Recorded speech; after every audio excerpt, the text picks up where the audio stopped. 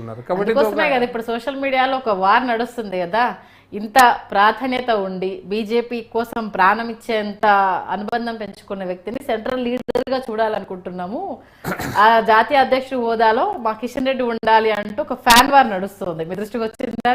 నేను అక్కడ, కానీ ఇది ఫ్యాన్ అవసరం లేదు. ఫ్యాన్ వార్ అనేది ఒకటి, మీరు అన్నట్టుగా పార్టీకి ఐడియాలజికల్ కమిట్మెంట్, పార్టీ లైన్ అర్థం చేసుకున్న వాళ్ళు, అంటే ఇది ఈ లైన్లో ఉండాలి, పార్టీ ఐడియాలజీ ఇదని అర్థం కావాలి. పార్టీ ఐడియాలజీ అర్థం కాకుండా ఒక ఆల్ ఇండియా ప్రెసిడెంట్, ఒక స్టేట్ ప్రెసిడెంట్ ఏది పడితే అది మాట్లాడితే, పార్టీ బేసిక్ పాలసీకి విరుద్ధంగా మాట్లాడితే పార్టీ ఇబ్బందులు పడుతుంది.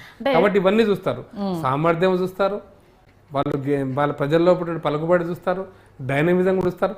అందులో సపోజ్ మాకు ఇవన్నీ కలిపి ఒక నలుగురు ఉన్నారు అనుకోండి, నలుగురిట్లో ఆమోదయోగ్యమైన వ్యక్తి అందరూ సపోజ్ మా జిల్లా ప్రెసిడెంట్స్, నేను చాలా సందర్భాల్లో ఎవరు ప్రెసిడెంట్ అయితే బాగుంటుందని నన్ను కూడా అడిగిన రోజు, నేను ఒక స్టేట్ సెక్రటరీని ఆఫ్టర్, బట్ నన్ను కూడా అడుగుతారు. అందుకే స్టార్టింగ్ లో ఏమని చెప్పాను, ఒక సిస్టమాటిక్ పార్టీ, ప్రతి ఒక్క క్యాండిడేట్ నిర్ణయం అనేది పరిగణలోకి తీసుకుంటారు అనేసి మీటింగ్ లో కూర్చోబెట్టి అడగరు.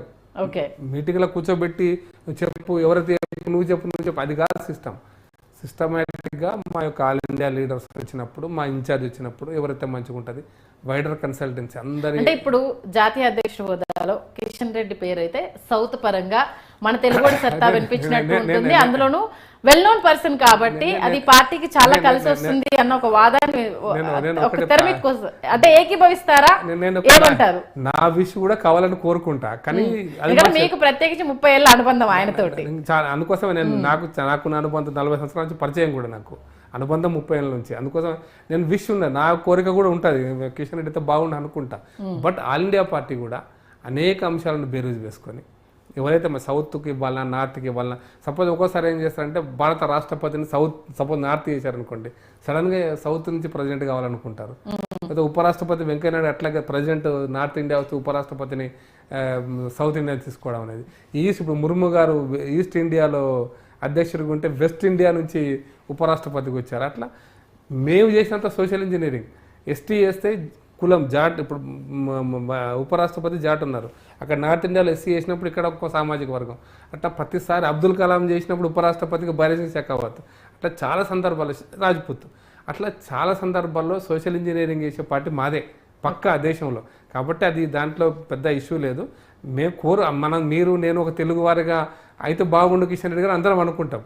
బట్ ఆల్ ఇండియా పార్టీలో కూడా వైడర్ కన్సల్టెన్సీ ఉంటుంది. ఎందుకంటే పార్టీ నడపడం అనేది చిన్న విషయం ఏం కాదు.